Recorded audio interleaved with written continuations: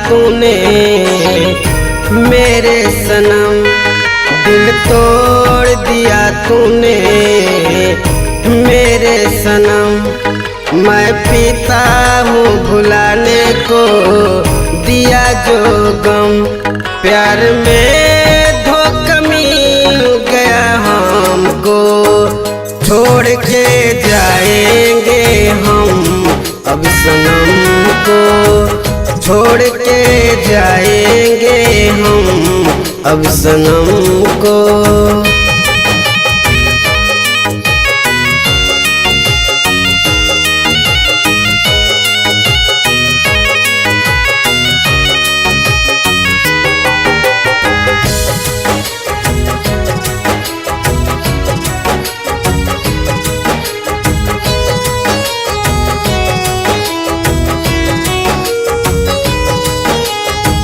मैंने तुमको खुशी दिया, मुझे क्यों रुला दिया, मोहब्बत करके तूने मुझे क्यों भुला दिया।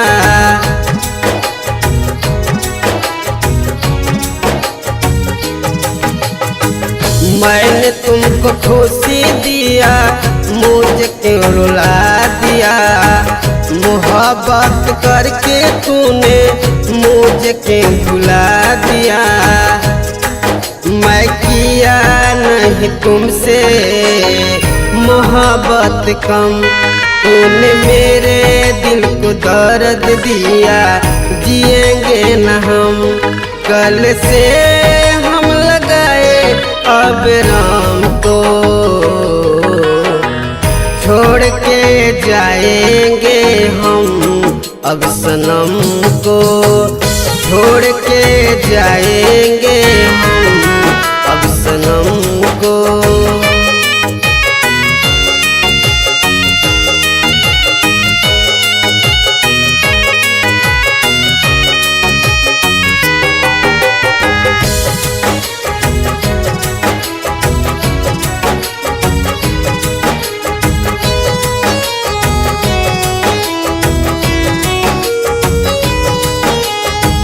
रब से भी ज्यादा मैंने तुमको याद किया, बेवफा तुम हो गई, वादा तूने तोड़ दिया।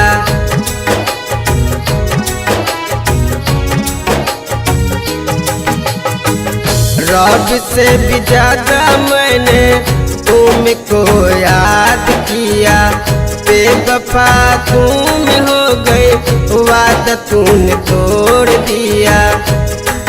पत्थर के तेरा दिल है किया ना रहा, प्यार के बदले में तूने दे दी जख्म, कि संघाप लगाए मलहम को,